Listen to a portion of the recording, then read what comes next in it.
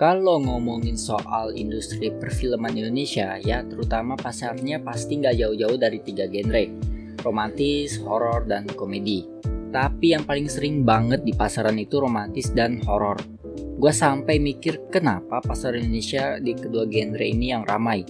Well, video kali ini bakal ngebahas mengenai itu berdasarkan pendapat gua. So, tanpa basa-basi, ini dia pembahasannya.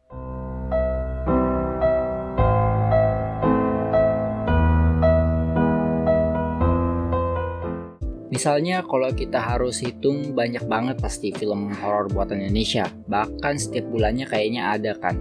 Sampai berbagai macam judul filmnya. Menjelang maghrib lah, Tasbih Kosong, Waktu Maghrib, Pengabdi Setan, Sebelum Iblis Menjemput, dan masih banyak banget. Film yang gua sebutin tadi yang menurut gua bagus cuman Pengabdi Setan dan Sebelum Iblis Menjemput.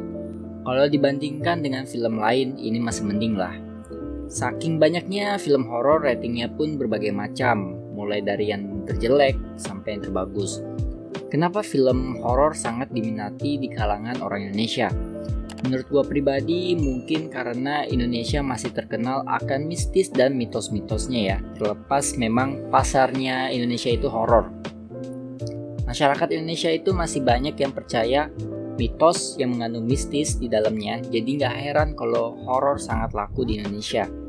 Gua nggak menyalahkan masyarakat yang masih percaya mitos dan sebagainya, tapi yang gua kurang suka saat orang-orang di industri film buat genre horor terkesan setengah niat bikinnya, terutama dari segi story.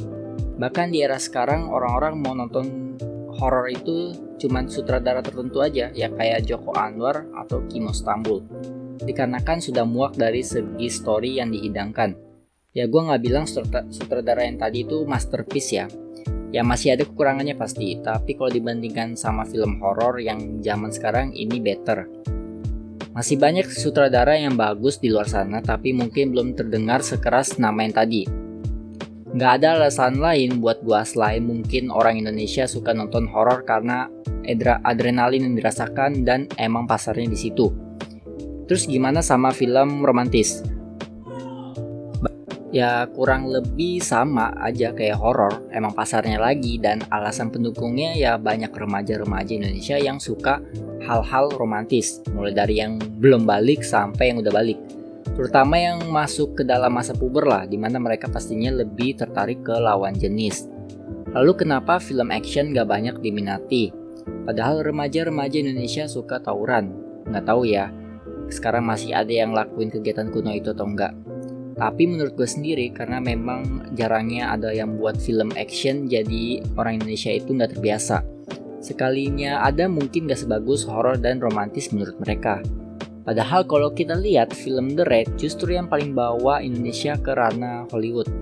Film Mencuri Raden Saleh yang gue lihat di sosmed itu jarang ada yang bahas. Tapi bagusnya bisa dapat 2,3 juta penonton meskipun dalam kurun 2 bulan. Padahal untuk di Indonesia film ini terbilang fresh karena jarang-jarang atau nggak pernah sama sekali Indonesia buat film yang kayak gini. Jadi kira-kira ini alasan kenapa masyarakat Indonesia lebih suka dua genre, horor dan romantis. Kalau dari kalian ada yang ingin menambahkan, boleh langsung kolom di komentar. Terima kasih yang bagi yang sudah menonton, like, comment, dan subscribe. Gua Rakis, signing out.